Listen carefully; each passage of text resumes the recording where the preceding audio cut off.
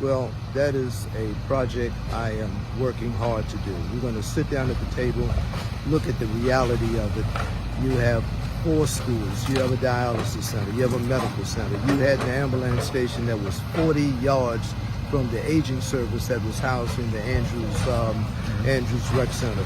You have retail and commercial operations. You have churches. So the concentration of Andrews population is 1,600 in that immediate area where the ambulance was. It's now been moved 5.3 miles to the Big Dam Swamp area. You have less people there, more concentration within the city limits. But can't county council, I mean, you're the kind of the leaders of the county, can't you tell Mr. Ellis, put the ambulance back?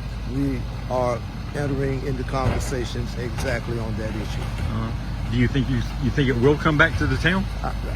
I feel positive we are going to get that ambulance back.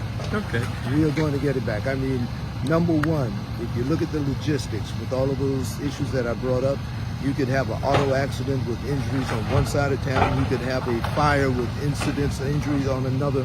It's like there could be many incidents happening at one time. Mm-hmm. And could it be that you purchase another ambulance for Big Dam? Well, there are all sorts of possibilities. Yeah. There are grants out there for obtaining, as they call it, emergency apparatus.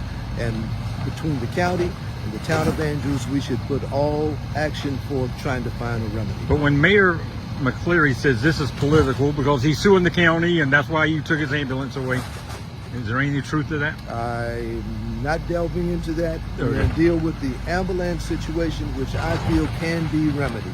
It can be remedied because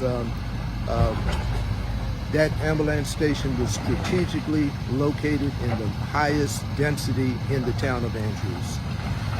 You had about a month ago where a lady was at the gas station, a member of a woman's motorcycle club, who was burned as a result of a fire. You've had medical emergencies, so many, and many at one time. So we're going to have to go back to the drawing board and look at all the possibilities and see if we can come up with a solution. Final question, I mean, do you have a timeline when this might happen? Very soon, within the next week or so, we're going to have a sit down and talk with all parties.